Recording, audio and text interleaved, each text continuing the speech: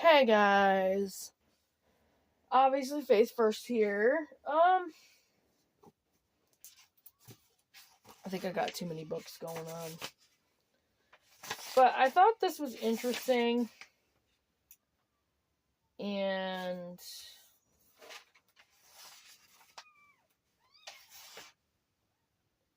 I don't know if you guys can hear it or not, but the little kittens are in the background. I got this book. It's called Lasagna Gardening by Patricia Lanza. A new layering system for bountiful gardens. No digging, no tilling, no weeding, no kidding. This right here.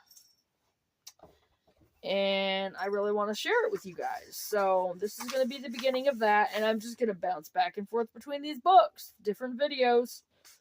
So I'm always going to be trying to upload a video.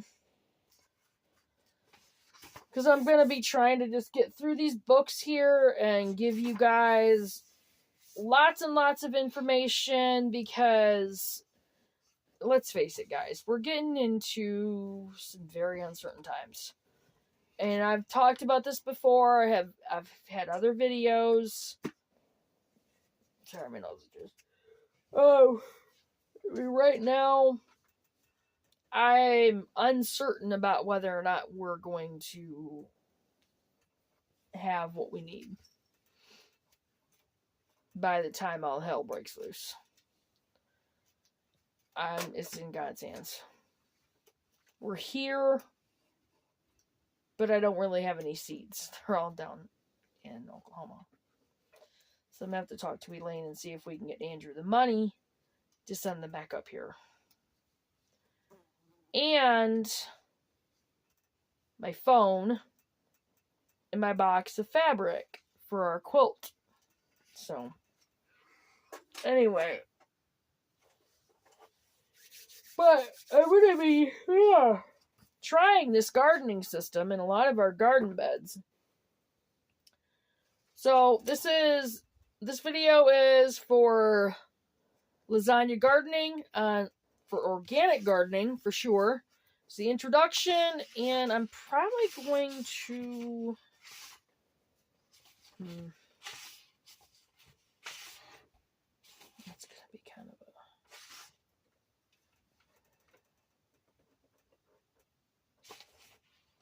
Actually, I can probably get a lot of videos out of this chapter. So I'll just do the introduction. Yeah, this is a long chapter, so I wouldn't try to do one video out of that.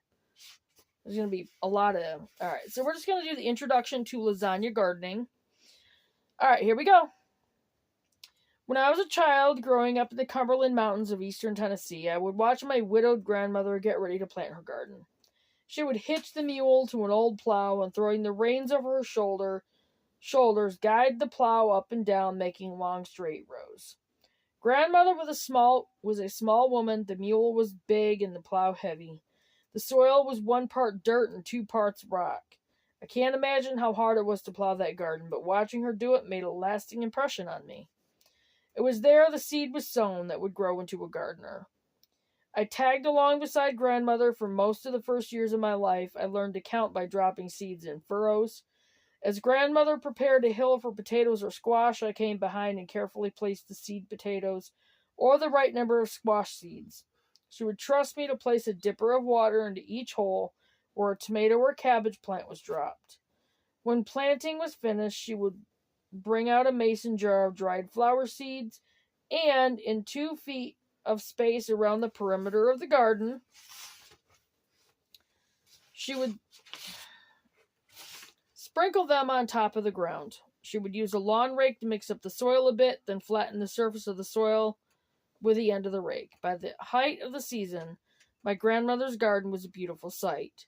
The rows of vegetables in various stages of growth and ripening fruit were surrounded by the border of brightly colored mixed annuals.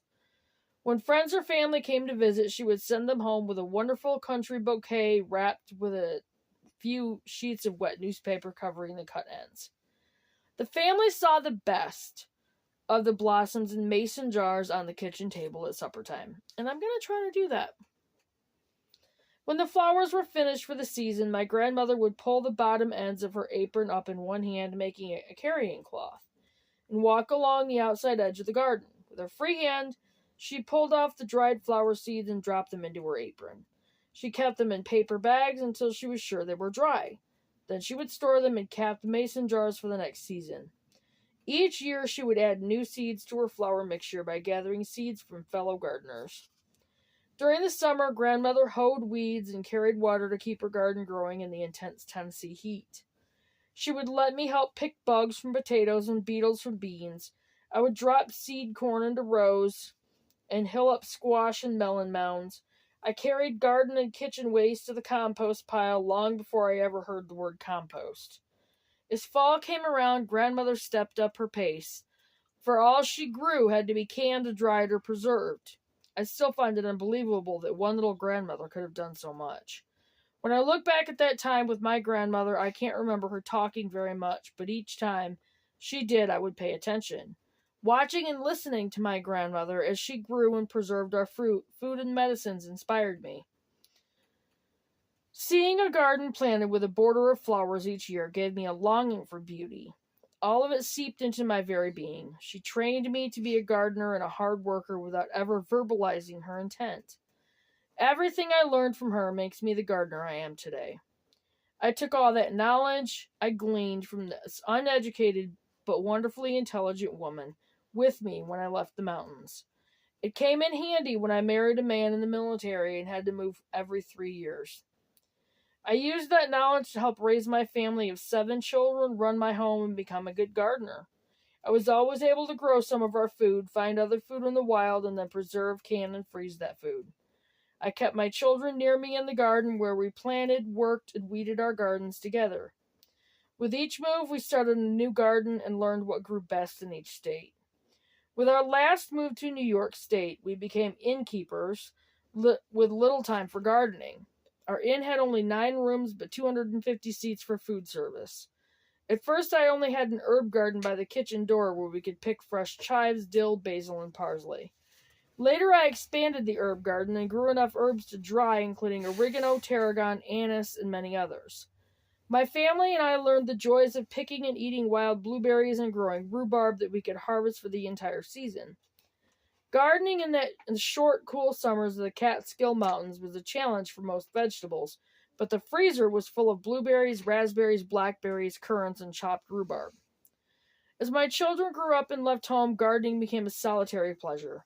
I soon found that traditional gardening, all that tilling, digging, hoeing, and weeding, was too much work. I began to search for easier ways to do all that was needed to have my vegetable, herb, and flower gardens. Memories of my grandmother returned. All I had learned so many years ago came back to me as I worked alone. But what I needed to do was adapt those lessons I'd learned to a new way of gardening, a way to have the best soil with the least effort. Lasagna gardening was my answer.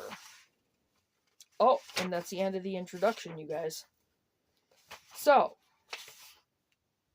I'm not going to add any more to that, because that's another video. So, that was the introduction to lasagna gardening.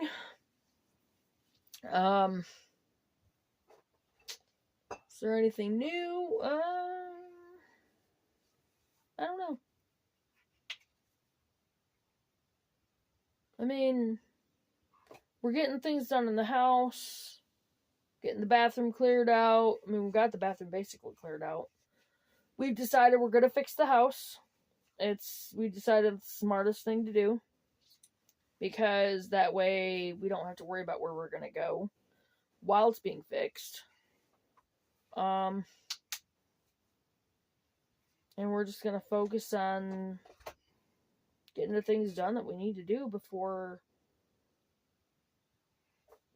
spring, to hopefully, hoping, gotta have us all working to do it.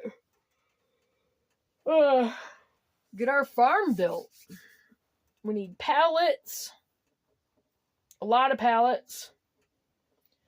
Because I want to be able to build the chicken coop and the duck house and the turkey house Garden beds. And The garden beds. I want to buy the rabbit hutch and the quail coop. And we need to build the goat barn and the feeder pig barn. We need all the fencing. And we need the pallets to be able to build the garden beds. I'll probably buy a few off from Amazon. I do have 3 of my fabric raised garden beds left in the garden area. The old raised bed garden area. I have to clear that out. Guess I'll have to take that time to clear out my frustrations towards somebody. Anyway,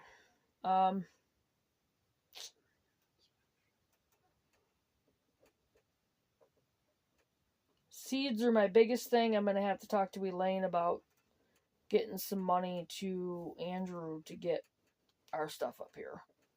I mean, probably $100 between my seeds, my phone, the fabric. I mean, I need my seeds. I don't even know how many of them are viable, to be honest. I really need to replace all my seeds, but I mean, I'm kind of thinking of doing that.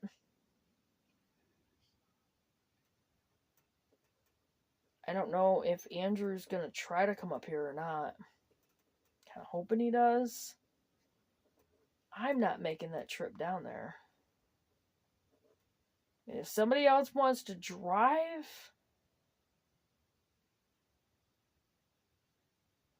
I don't know. In all honesty, I'm thinking I'd have less anxiety in a plane instead of going through those highways. I don't know.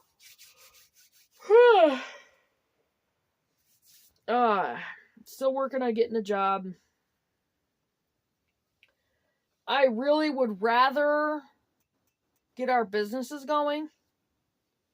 I might, I don't know, I'm going to try to talk to Elaine about that, but I still need a job to get us to that point to where we're making money off from our stuff, so. Anyway, but that's things that are going on, and that was the introduction to lasagna gardening, and I'm going to get off from here. I think what I'm going to do is I'm going to do a couple more videos. Then I'll start uploading these. So, anyway. But I look forward to sharing this book with you guys, because there's some very, very, very good information in this book. And in all honesty, I will probably use this way to do our gardening with all of our beds, to be honest, because it's a very, very, very good way of gardening. Anyway, yeah, I'm tired, you guys. We worked pretty hard today. We got the dining room table pretty much cleared off. There's just a few things left on it.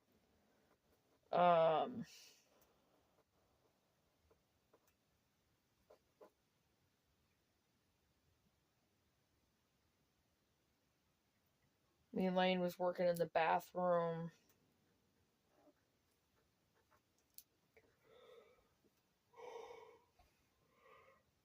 Oh, man, I'm tired.